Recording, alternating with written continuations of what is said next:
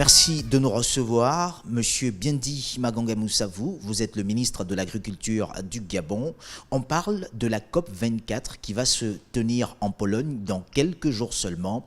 Le Gabon prend une part active à ce rendez-vous puisqu'on parle du réchauffement climatique et des mesures prises dans ce domaine-là. Monsieur le ministre, d'entre deux jeux, la première question est celle de savoir. Récemment, le Gabon est devenu producteur d'huile de palme avec l'ambition de devenir un leader. En même temps, le Gabon importe des centaines de milliards de vivres chaque année. Quelles sont les politiques de votre secteur menées dans ces domaines pour répondre aux enjeux justement en garantissant le respect de l'environnement? D'abord, je vous remercie pour ces questions. Je suis très honoré de prendre la parole à l'occasion de cette COP24 pour dire que oui, le Gabon a lancé un vaste programme de production d'huile de palme, d'exportation désormais d'huile de palme et c'est une dynamique que nous entendons poursuivre. Nous entendons poursuivre cette dynamique pour inverser la tendance entre un pays importateur et un pays exportateur pour, par ailleurs, en matière de sécurité, mais je devrais dire de souveraineté alimentaire, répondre aux besoins nous-mêmes de notre population, puisque nous importons aujourd'hui 150 000 tonnes de volailles, nous importons 90 000 tonnes de riz et importons à environ 15 000 tonnes de porc, de viande de porc. Et pour inverser la tendance, pour créer des emplois dans notre pays, pour permettre à nos populations de sortir de la pauvreté, permettre aux jeunes, aux femmes d'être désormais beaucoup plus indépendants, moins vulnérables. Nous entendons développer des programmes dans ces secteurs-là de la même manière que nous souhaitons poursuivre la dynamisation du programme Graines, qui, comme vous le savez, est un programme d'envergure pour développer une agriculture vivrière et permettre de consolider justement notre autosuffisance alimentaire. Mais nous n'entendons pas, conformément aux engagements du président de la République, chef de l'État, son Excellence Ali Bongo Ondimba, le faire au détriment de nos engagements en matière de conservation et de protection de l'environnement. À ce titre, nous nous sommes dotés, le Gabon s'est doté d'un certain nombre d'organismes, d'un certain nombre d'organes de surveillance, comme le Conseil national climat, comme la Commission nationale d'affectation des terres, qui est chargée de finaliser le plan national d'affectation des terres, qui est une affectation par fonctionnalité des terres disponibles au Gabon.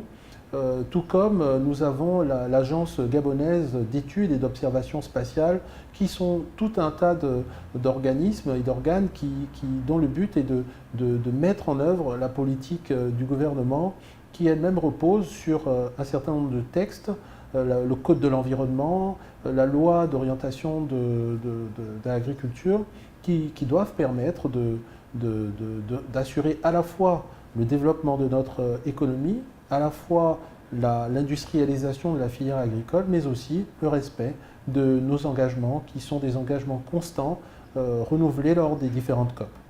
Monsieur le ministre, le PSGE, le plan stratégique Gabon émergent, parle de 5 millions d'hectares de terres arables, alors que l'on sait que le territoire gabonais est couvert à 88% de forêt. Cela veut-il dire que nous allons couper la forêt? D'abord, la superficie du Gabon, c'est 26 millions d'hectares. Donc parler de 5 millions d'hectares, c'est déjà sur le principe ne pas couper toute notre forêt. Ensuite, il faut bien se dire que le Gabon se dote d'un plan national d'affectation des terres qui a pour objectif d'affecter les terres en fonction de différents critères. D'abord, la fonctionnalité. Les terres affectées à l'agriculture, les terres affectées à l'exploitation minière, ainsi de suite. Puis, à côté de cette fonctionnalité, il faut ajouter la notion de nature de la forêt. Le Gabon est un pays à haut couvert forestier qui contient différents niveaux de forêt en termes de capacité d'absorption du carbone. Donc, toutes les zones forestières à haute capacité d'absorption de carbone, de stockage carbone, vont être sanctuarisées. Et c'est le but de notre politique, de faire en sorte que nous puissions permettre le développement de notre pays, qui est indispensable pour notre population. Aucun pays aujourd'hui ne peut ne pas se préoccuper de son développement et surtout d'apporter le bien-être à sa population par lui-même. Par ailleurs, il s'agit également de respecter nos engagements, et ces engagements ont été renouvelés sans cesse au niveau de la République gabonaise. L'agriculture aujourd'hui est un secteur qui doit occuper une place prépondérante dans le développement du Gabon, par son accessibilité, par son caractère fondamental dans notre réelle indépendance. D'autres pays ont parlé de stocks de sécurité, ont placé les stocks en matière de production agricole parmi les questions stratégiques de gestion, de gouvernance par le gouvernement dans leur pays. Alors, le Gabon, comme vous le savez, entend continuer de respecter, de répondre à ces engagements, étant donné que la forêt gabonaise est non seulement la forêt du peuple gabonais, mais aussi est une forêt qui préoccupe l'ensemble de la population du monde, est une forêt sur laquelle l'ensemble de la planète compte pour assurer la lutte contre les changements climatiques. Mais ce que nous pouvons déplorer par ailleurs, c'est peut-être une insuffisance des contreparties de la part de la communauté internationale, parce qu'on nous demande de faire énormément d'efforts, mais nous serions peut-être encore plus demandeurs, et légitimement, d'une contrepartie de la part de la communauté internationale qui nous demande des sacrifices sans forcément nous apporter de solutions. Monsieur le ministre, vous me permettrez de poser la dernière question. Nous avons appris que le gouvernement, à travers votre ministère d'ailleurs, envisage de signer la déclaration de Marrakech et donc d'appliquer le principe à zéro déforestation. Qu'est-ce que cela signifie pour vous?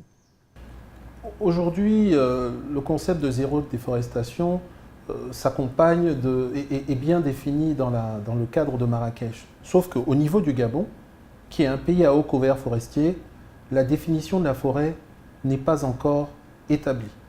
Nous travaillons avec les différents partenaires impliqués ici au niveau de la République gabonaise, justement à la définition de ce qu'est la forêt.